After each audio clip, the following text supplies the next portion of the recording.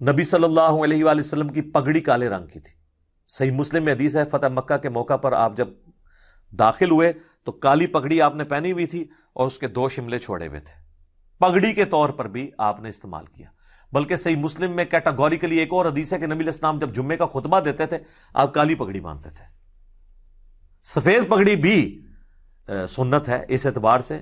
ہماری مین سٹریم کی کتابوں میں تو سفید پگڑی کا ذکر صحیح سند سے موجود نہیں ہے. المستدرک للحاکم میں ایک حدیث ہے کہ حضرت عبد الرحمن بن عوف کو نبی علیہ السلام نے ایک دفعہ سفید پگڑی باندھی تھی اور اس کا صدل بھی چھوڑا تھا ایک چپے کے برابر. وہ حدیث یوں ہے کہ عبداللہ بن عمر سے ایک بندہ آ کے پوچھتا ہے یہ صدل کے بارے میں آپ کیا کہتے ہیں جو پگڑی میں صدل چھوڑا جاتا ہے, یہ کپڑا لٹکایا جاتا ہے, یہ یا یہ؟ تو انہوں نے کہا کہ بڑی لمبی حدیث ہے, اس میں الفاظ ہیں کہ عبد الرحمن بن عوف نے ایک دفعہ سفید پگڑی بغیر اس صدل کے یعنی بغیر شملے کے باندھی ہوئی تھی. نبی علیہ السلام نے اپنے مبارک ہاتھوں سے وہ کھول کے دوبارہ سے باندھی اور اس کے لیے چپا جو ہے نا وہ صدل چھوڑا.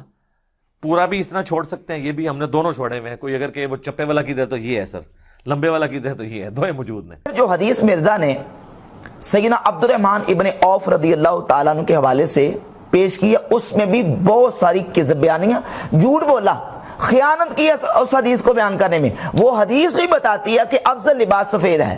کیوں؟ اس لیے کہ نبی پاک علیہ الصلوۃ والسلام کی بارگاہ اقدس میں حضرت عبد الرحمن بن عوف آئے.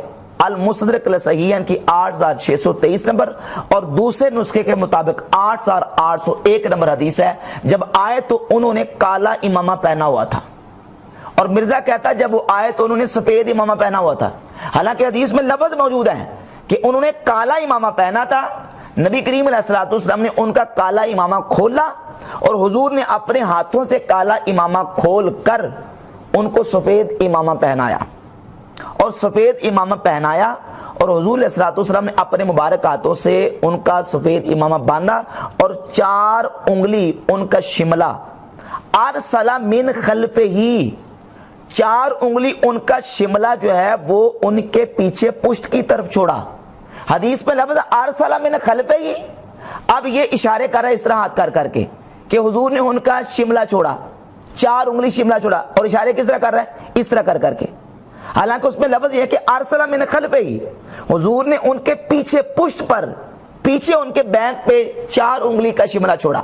اور جو حدیث ہے صحیح مسلم میں 3312 نمبر, اس میں بھی یہ لفظ موجود ہے کہ نبی پاک صلی اللہ علیہ وآلہ وسلم نے جو کالا امامہ باندھا تھا ارخا طرفہ بین کتفہ. اب اشارے کیا کرتا مرزا اسی حدیث کو بیان کرتے وقت حضور نے 2 شملے چھوڑے, سائڈوں پہ 2 شملے چھوڑے, یہ اشارہ ہے. حالانکہ وہ جو 2 شملے چھوڑے ہیں لفظ موجود ہے کہ ارخا طرفہ بین کتفہ.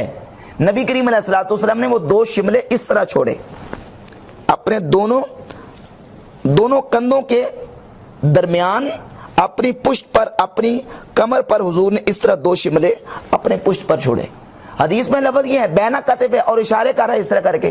اور سیدنا عبد الرحمن بن عوف رضی اللہ تعالیٰ کی حدیث جب پڑھی تو اس میں پہلے تو یہ جھوٹ بولا اس نے کہ وہ جو نا وہ سفید امامہ میں پہن کے آئے تھے, سفید پگڑی بغیر اس صدل کے یعنی بغیر شملے کے باندھی ہوئی تھی, حالانکہ وہ کالا امامہ پہن کے آئے تھے. اور حضور نے ان کا کالا کھولا اور کھول کے نبی کریم علیہ الصلوۃ والسلام نے ان کو سفید باندھا, اور سفید باندھ کے حضور نے فرمایا, کیا فرمایا؟ نبی کریم علیہ الصلوۃ والسلام نے فرمایا, یہ مصدق حاکم ہے, آپ نے فرمایا کہ ہاں قضا ابن عوف اے تما, اے ابن عوف اسی طرح تم نے امامہ باندھنا ہے جس طرح آج میں نے تمہیں باندھ کے دیا ہے. فَإِنَّهُ أَعْرَبُ وَأَحْسَنُ, کیونکہ اس طرح امامہ جو ہے وہ زیادہ جو ہے نا وہ واضح ہے اور زیادہ بہتر ہے, احسن ہے, پیارا ہے, اچھا ہے.